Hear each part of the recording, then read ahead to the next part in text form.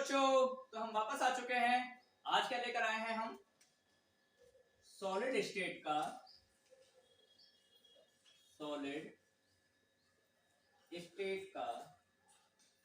Lecture number 4। इसमें हम क्या पढ़ेंगे?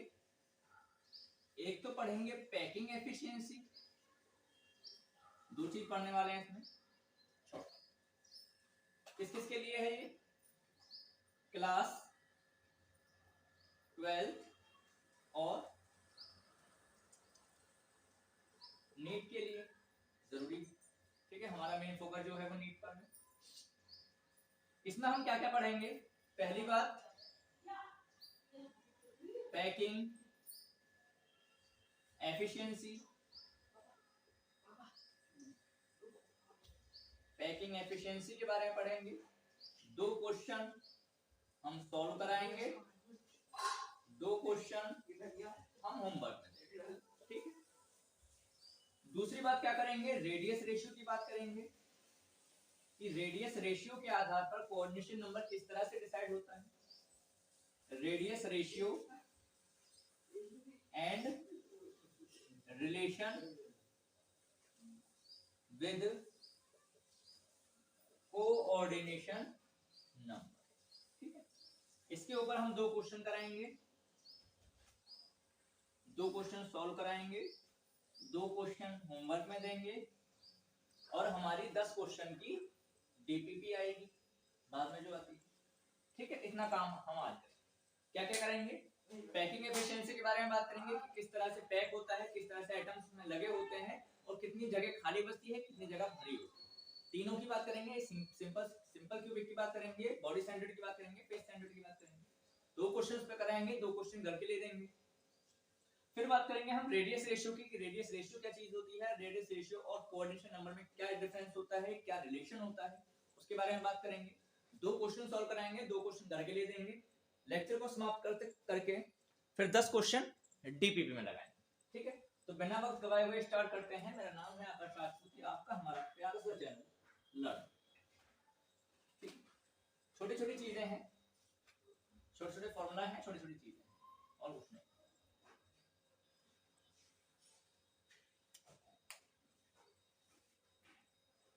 क्या चैनल का नाम है हमारा? द लर्नोवेट।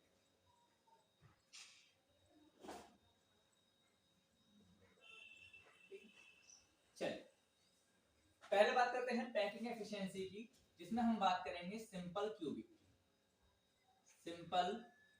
Cubic cell. तो पैकिंग एफिशिएंसी का मतलब क्या है? पैकिंग एफिशिएंसी का मतलब क्या है कि उसके अंदर जितने एटम्स हैं उनका वॉल्यूम और उस पूरी सेल का जितना वॉल्यूम है उन दोनों का रेशियो, उसे बोलते हैं पैकिंग एफिशिएंसी। मतलब हमारे पास ये पूरा कमरा है, इसमें आपने बहुत सारी बॉल्स इकट्ठा करके एक जगह पर लगा दी है। ठीक है, तो आपको ये देखना है कि कितने परसेंट जगह में बॉल्स लगी हुई हैं, कितने परसेंट जगह खाली है। तो आप क्या करेंगे? बॉल्स का वॉल्यूम निकालेंगे और पूरे कमरे का वॉल्यूम निकाल लेंगे, उन दोनों का रेशियो कर देंगे, आपके पास परसेंटेज आ जाएगी। बाकी खाली जगह भी आ जाएगी और बॉल्स की परसेंटेज भी आ जाएगी। ठीक है, सिंपल क्यूबिक की बात करते हैं कि सिंपल क्यूबिक सेल में कितनी जगह पर एटम लगे होते हैं, कितनी जगह उसमें खाली होती है। तो फॉर्मूला क्या होता है? Z into Z। किस लिए? क्योंकि हर क्यूबिक सेल की अपनी अपनी प्रॉपर्टी होती है और उस प्रॉपर्टी को डिफाइन करता है ये। बाकी सब कुछ सेम है, प्रॉपर्टी को डिफाइन कौन करेगा? Z करेगा। ठीक है, Z इनटू वॉल्यूम क्या होता है? 4/3 पाई आर क्यू। किसी भी चीज का वॉल्यूम हमको निकालना है तो क्या निकलता है? जिसका रेडियस हमारे पास है, अगर किसी चीज का हमारे पास रेडियस है, उसका अगर वॉल्यूम निकालना है तो क्या निकलेगा? 4/3 पाई आर क्यू। और पूरे कमरे का वॉल्यूम निकालना है तो क्या होगा? कोई भी एक साइड पकड़ो, उस एक साइड उसकी लेंथ हो गई, डबल साइड का स्क्वायर कर दोगे उसका एरिया आ जाएगा, और क्यूब कर दोगे तो उसका पूरा वॉल्यूम आ जाएगा, मतलब ए क्यूब। ठीक है, जगह खाली, जो खाली जगह बनानी है हमें और जो भरी हुई जगह बनानी है, तो Z क्या हो गई? हर क्यूबिक सेल की अपनी प्रॉपर्टी हो गई 4/3 पाई आर क्यूब। किसी भी बॉल का या किसी भी यूनिट सेल का आपको वॉल्यूम निकालना है, उसके लिए ए क्यूब। पूरे कमरे का वॉल्यूम निकालना है उसके लिए a क्यूब। चलिए पहले लेक्चर में हम बता चुके हैं कि एससीपी के लिए, एससीसी के लिए z क्या होता है, पहली बात तो 1 होता है, ठीक है। दूसरी बात r क्या होता है, हमारे पास a/2, ये तो हम पढ़ चुके हैं पहले। चल इन वैल्यू को यहां पर रखते हैं। z की वैल्यू 1, 4/3 पाई, r की वैल्यू रखेंगे हम a/2, यानी कि a/2 का होल क्यूब, और नीचे क्या आ गया आपका a क्यूब, ठीक है। 1 × 4 पाई इंटू a क्यूब हो जाएगा, a क्यूब अपॉन 3 इंटू 2 का क्यूब क्या होता है, 2 2 जा 4, 4 2 जा 8, ये 8 हो गया, और ये क्या हो गया आपका a क्यूब, a क्यूब से a क्यूब गया, इससे ये गया, क्या क्या बचा हमारे पास 3.14 अपॉन 6, 3.14 अपॉन 6 बचा।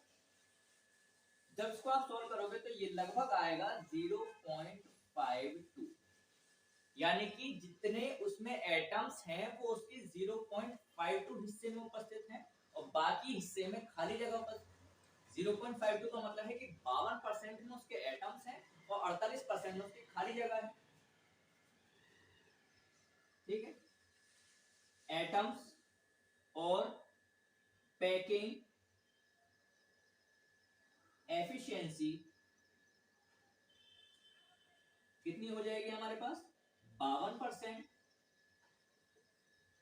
एम्प्टी स्पेस कितना हो जाएगा, पूरे में से घटा दोगे, एम्प्टी स्पेस कितना हो जाएगा हमारे पास, 100 में से इसको घटाओगे तो आपके पास खाली जगह आ जाएगी 48%, ठीक है। एससीसी के लिए बात हो गई।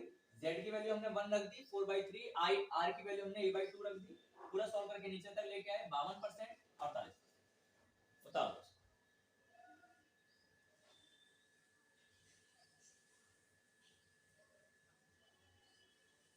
उतार लिया, स्क्रीनशॉट लेके उतार लिया करो, तो दिक्कत नहीं है। उतार लिया, चल आगे चलें। बीसीसी की बात करें, फॉर्मूला सेम यही रहेगा, z की वैल्यू और r की वैल्यू चेंज होती रहेगी, और z की वैल्यू r की वैल्यू किस तरह से चेंज होती है पहले लेक्चर में बात कर चुके हैं इसके ऊपर।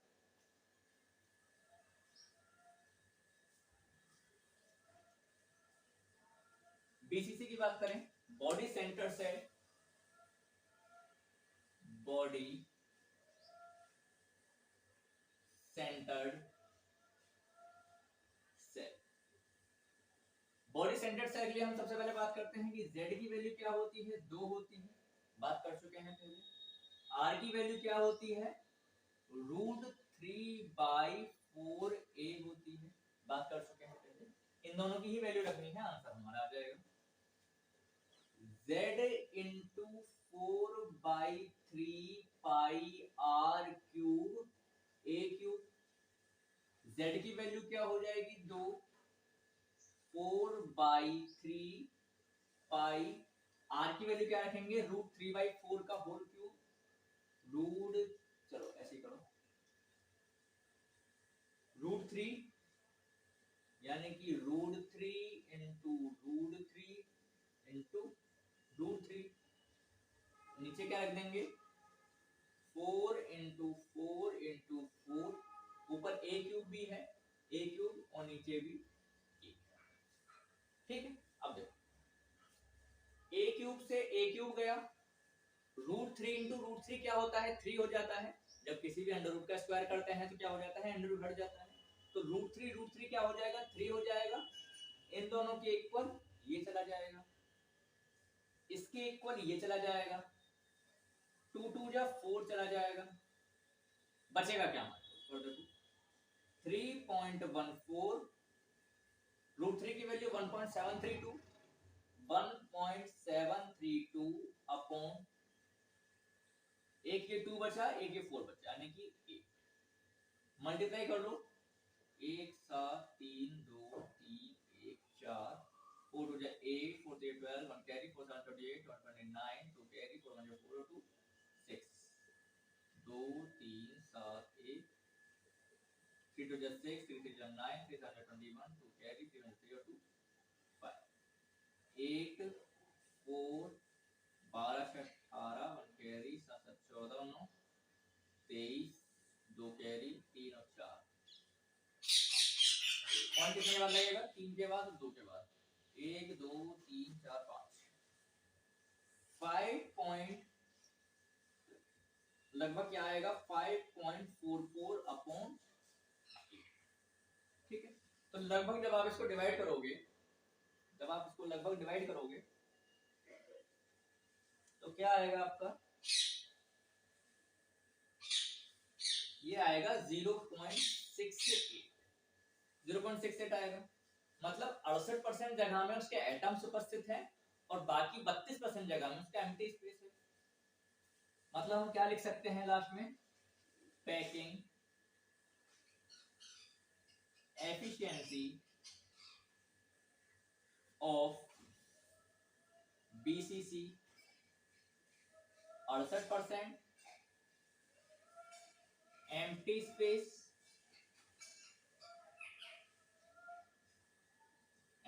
क्या हो जाएगा 100 माइनस 68 इज इक्वल टू 32, ठीक है। उठा लो इसको जल्दी से।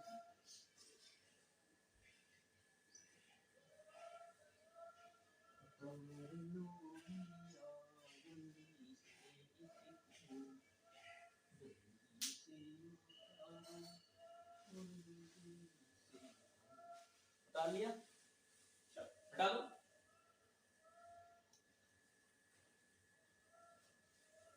ज्यादा से ज्यादा 1 या 2 लेक्चर बाकी है, चैप्टर ही खत्म हो जाएगा, छोटा सा चैप्टर।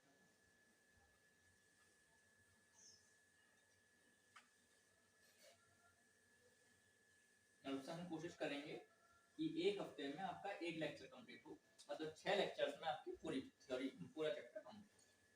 कुछ लेक्चर्स आएंगे बाद में, कुछ चैप्टर बड़े आएंगे जो ज्यादा टाइम लेंगे, इसलिए हम पहले से टाइम कंज्यूम करके रखना है, पहले से टाइम बचा के रखना। एफसीसी की बात करते हैं। तीसरा क्या आता है हमारे पास, face centred cell. Face centred के लिए पहली बात कर लो आप कि z की वैल्यू जो होती है आपकी 4 होती है फेस सेंटर्ड के लिए, और r की वैल्यू क्या आती है a/2√2, ठीक है। चल z into 4/3 pi r³ upon a, ये तो फॉर्मूला कॉमन है सबके लिए। चेंज कहाँ होगा, z में होगा और r में होगा। z की वैल्यू रखो 4 into 4/3 पाई a³, ठीक है। नीचे आ गए 2√2 का क्यूब, यानी कि पहले 2 का भी क्यूब है और √2 का भी, 2 into 2 into 2 into √2 into √2 into √, ठीक है। और बचा क्या, a³ बचा। चलो इसकी छत लगा दो, ये हमारे पास आ गया, a³ से a³ गया, ठीक। 2 2 जा 4, ये गया, √2 क्या होता है 2 हो जाता है, जब अंडर रूट का स्क्वायर करते हैं तो अंडर रूट हट जाता है, √2 क्या हो गया 2 हो गया, ये 2 2 जा 4, 1 2 3, ये तीनों चले गए इससे। बचा क्या हमारे पास, ऊपर क्या बचा 3.14, नीचे क्या बचा हमारे पास 3 into 1.414, √2 की वैल्यू होती है, ठीक है। चल 14 14 की मल्टीप्लाई करो, 3 चौक 12, 1 कैरी 3 3 4, 3 चौक 12 फिर 42, बस कहां पर लगाओगे आंसर, क्या हो गया ये आपका 3.14 डिवाइड बाय 4.2, ठीक है। डिवाइड जब करोगे आप इसको तो लगभग ये जाएगा आपका 0.72, ठीक है। मतलब एफसीसी की पैकिंग एफिशिएंसी क्या आ गई, पैकिंग एफिशिएंसी ऑफ FCC क्या हो गई हमारे पास 72%। एम्प्टी स्पेस कितना हो जाएगा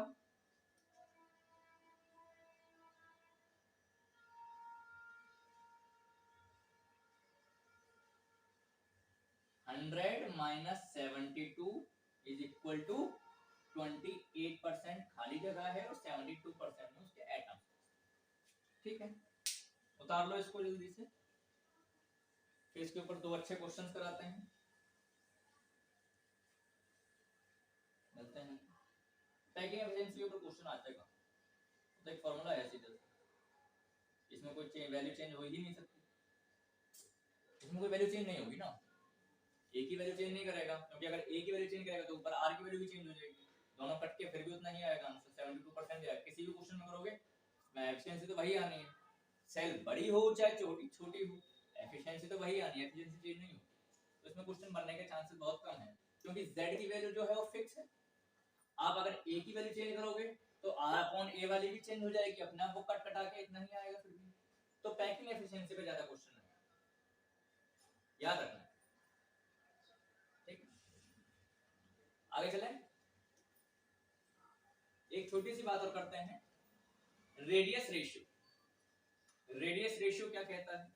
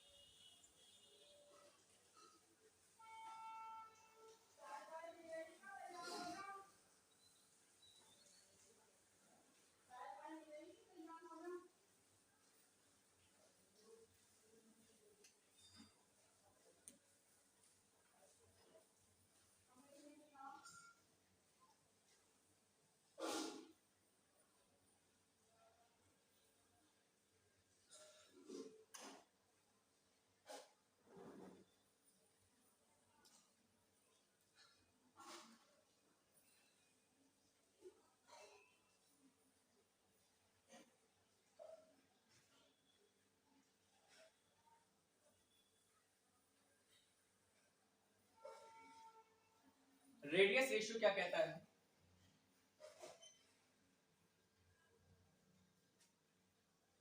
रेडियस रेशियो, और रेडियस रेशियो क्या बता सकता है हमें? कोऑर्डिनेशन नंबर भी बता सकता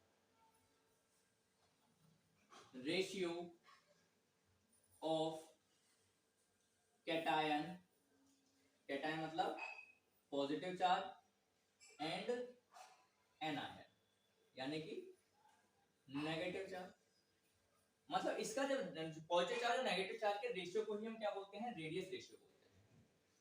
अब रिलेशन क्या होता है इसका और कोऑर्डिनेशन नंबर में? ये क्या रखेंगे हम? रेडियस रेशियो रखेंगे, ये कोऑर्डिनेशन नंबर रखेंगे, और ये क्या रखेंगे हम? एग्जांपल रखते हैं इसके एक दो। अगर आपका रेडियस रेशियो 155 से 225 जाता है,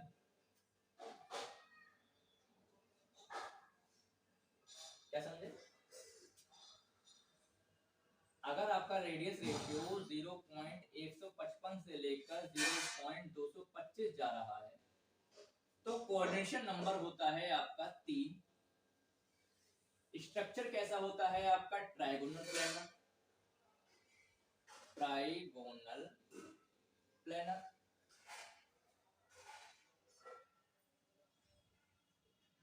एग्जांपल क्या होते हैं इसके? BCl3 कर सकते हो या AlCl3।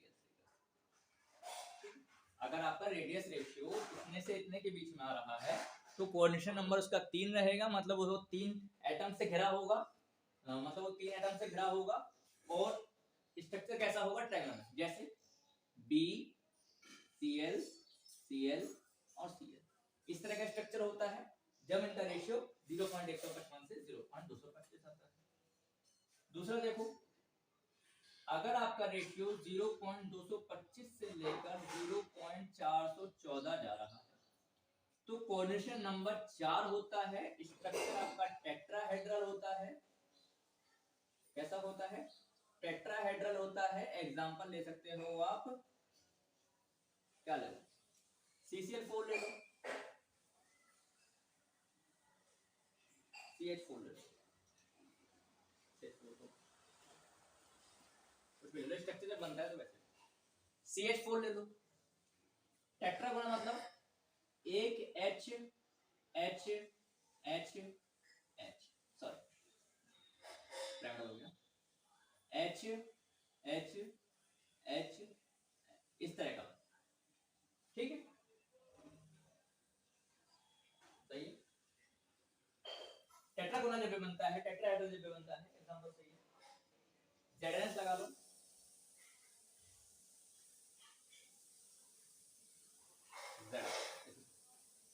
थोड़ी सी चेंज आ जाता है, ZNS टेट्राहेड्रल।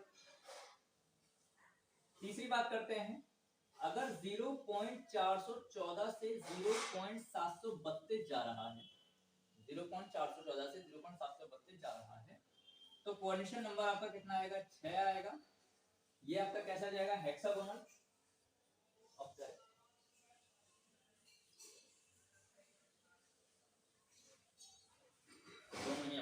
हेक्सागोनल भी कह सकते हैं, ये आपका कैसा जाता है, हेक्सागोनल जाता है।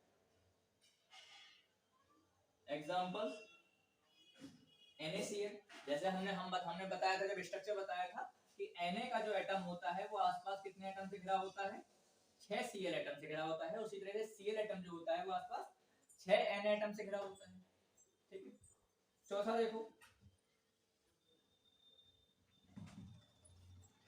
अगर 0.732 से लेकर 0.999 के बीच में आ रहा है, तो जो आपकी कोऑर्डिनेशन नंबर आएगा वो 8 आएगा। एग्जांपल आप ले सकते हो CHCl,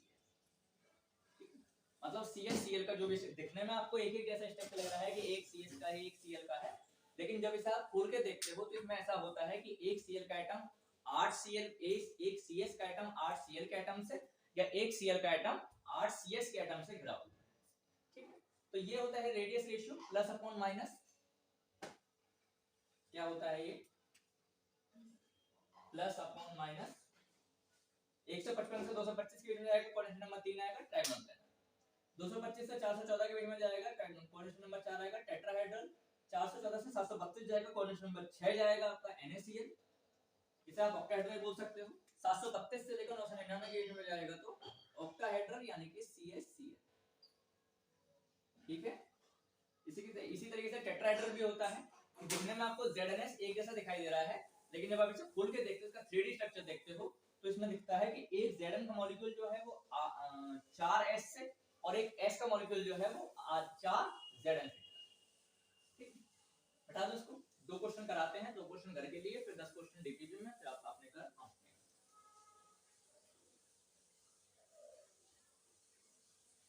आगे हम किसकी बात करेंगे अगले लेक्चर में? अगले लेक्चर में हम बात करेंगे, मैं बताऊं लास्ट में अभी क्या पता तुम छोड़ के चले जाओ, ठीक है। चल क्वेश्चन देखो इसके ऊपर, एक अच्छा question,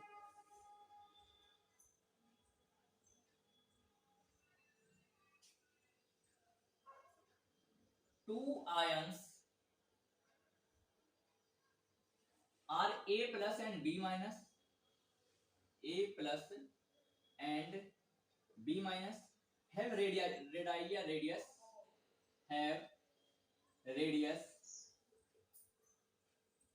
88 and 200 picometer, 88 and 200 picometer। Predict the coordination number. अब हमें क्या निकालना है, कोऑर्डिनेशन नंबर निकालना है। Predict the coordination number. हमको रेडियस दिया हुआ है, प्लस का भी माइनस का भी, पहले हम रेशियो निकालेंगे फिर उस हिसाब से कोऑर्डिनेशन। रेडियस रेशियो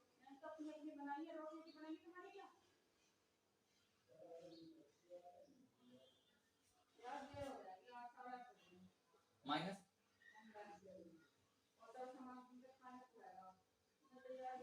माइनस 88/200 क्या आता है जब आप इसको डिवाइड करोगे तो क्या आएगा?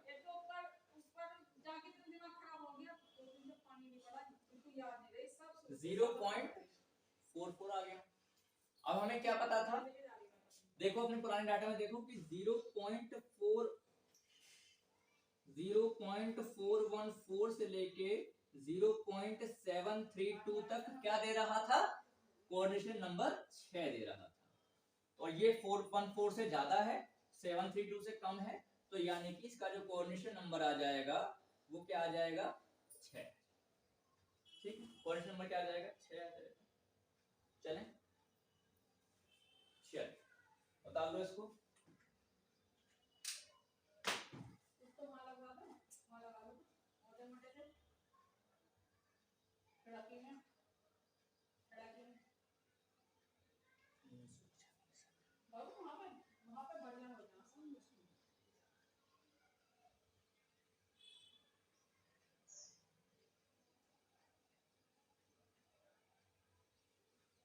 एक अच्छा क्वेश्चन कराते हैं, फिर 2 क्वेश्चन करते हैं। बता दूं?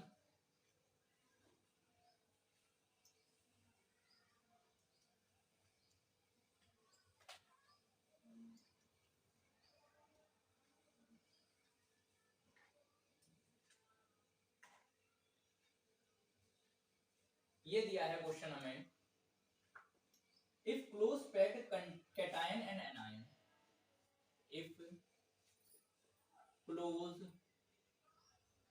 Packed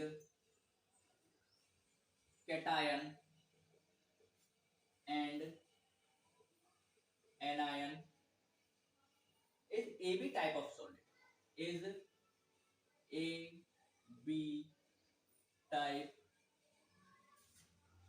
of solid have a radius of 75 picometer, have a radius of 75 picometer. What is the maximum and minimum size of anion? What is the maximum and minimum size of anion? मतलब cation का हमें size दिया है और हमसे पूछा है कि एनायन का जो साइज है वो कहां से कहां तक वेरी कर सकता है। ठीक है, तो वेरी की स्थिति में हम क्या करेंगे, R प्लस और R माइनस ले सकते हैं हम। 0.732 से लेकर 0.999 वाला रखो, ये वाला मत रखो। 0.414 से लेकर 0.732 वाला रखो, 999 वाले बहुत ज्यादा कम हो जाएगा। ठीक है, तो पहले इसको इससे डिवाइड करो, फिर इसको इससे डिवाइड करो, दोनों का रेडियस आ जाएगा।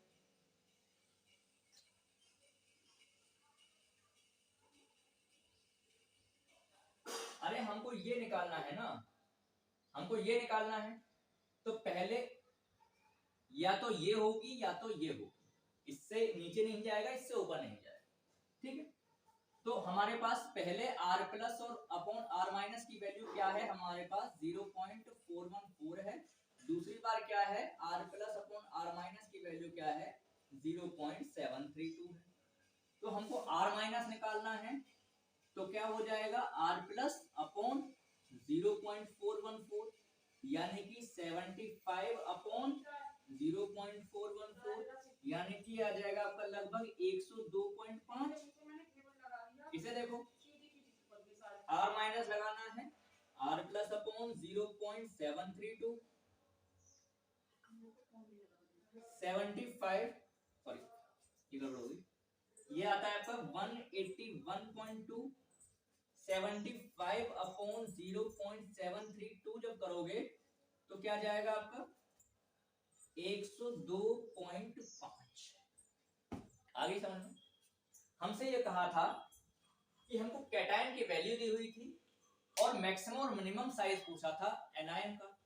तो एनायन का या तो इतना होगा या तो इतना होगा, वो निकाल सकते हो आप। 155 225 से भी निकाल सकते हो, 155 225 से भी कर सकते हो, 225 414 से भी कर सकते हो, 414 732 से, 732 से भी कर सकते हो, 732 से 999, कुछ भी कर सकते हैं। आंसर लगभग जो रेशियो आएगा वो यही आएगा, ठीक है। इन दोनों को जो डिवाइड करोगे जो रेशियो आएगा, अगर आप 155 225 से करोगे तब भी रेशियो वही आना है, अगर 225 714 से करोगे तब भी रेशियो वही आना है, 732 999 से करोगे तब भी वही आना है, ठीक है। चलो ठीक है। अब दो क्वेश्चन अपने घर के लिए दे देते हैं।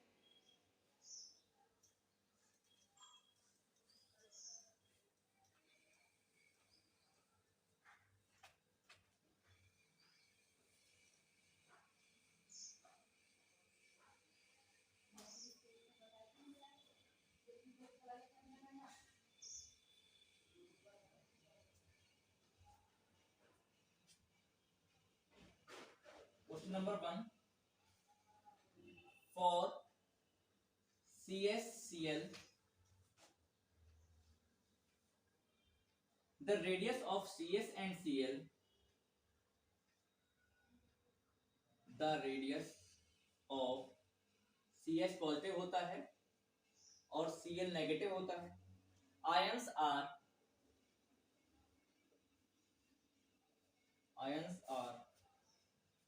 1.69 angstrom,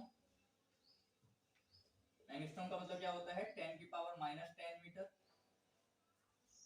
and 1.81 angstrom. Calculate coordination number, calculate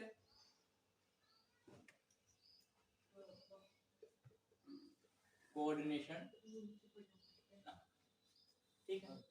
उसमें करना हमको रेडियस रेशियो निकाल लेंगे, आर हम निकाल लेंगे, क्या आएगा r plus upon r minus कितना आ रहा है 1.69 अपॉन 1.81, ठीक है। जब इसको डिवाइड करोगे तो क्या आएगा 0.81 आएगा, 0.93 आएगा, डिवाइड करके देखोगे 0.93 आएगा। कौन से में जाएगा ये आपका जाएगा 0.732 से लेके 0.999 वाले में, इनके बीच में आ रहा है। 732 से ज्यादा उस 93 से कम, 99 से कम, तो ये कितनी जाएगी इसकी कोऑर्डिनेशन नंबर 8। अरे यार चलो वैल्यू चेंज कर देते हैं, ये तो घर के लिए देना था ना, हमने सॉल्व कर, वैल्यू चेंज कर देते हैं।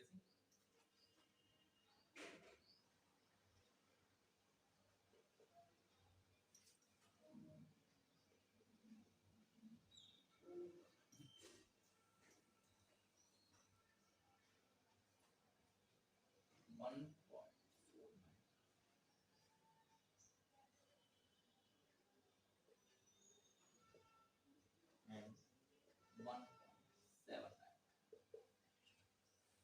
ठीक है।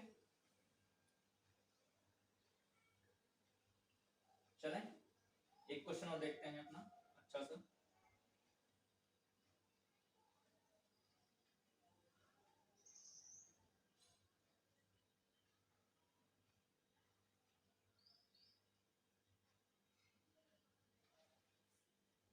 रेडियस रेशियो के ऊपर एक क्वेश्चन अच्छा सा और देखते हैं, फिर अपने डीपी पे लगाएंगे।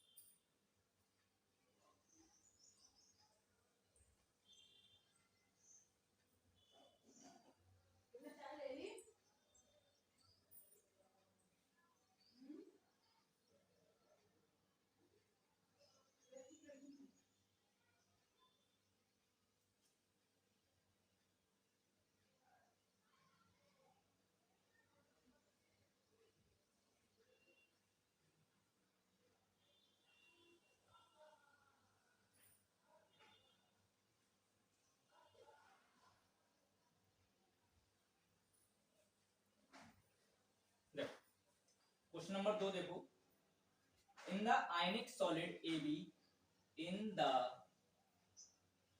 आयनिक solid AB, the radius of cation A, radius of cation A is 1.29 angstrom, and anion B and anion B is 1.76 angstrom, 1.76 angstrom. Predict the coordination number of cells. ठीक है, दिखाई दे रहा है सब? चल ठीक है, 2 क्वेश्चन हमने दे दिए घर के लिए, इनको उतार लो, इनको सॉल्व कर लेना, फिर डीपीपी शुरू कर।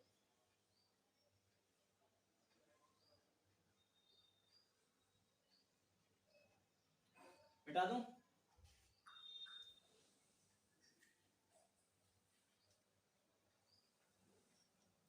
पंद्रह सेकंड के लिए क्वेश्चन आएगा, 5 सेकंड क्वेश्चन आएगा, 15 सेकंड रुकेगा, फिर 5 सेकंड बाद दूसरा क्वेश्चन आएगा। शुरू करें। 1 2 3 4 ये ठीक है। चल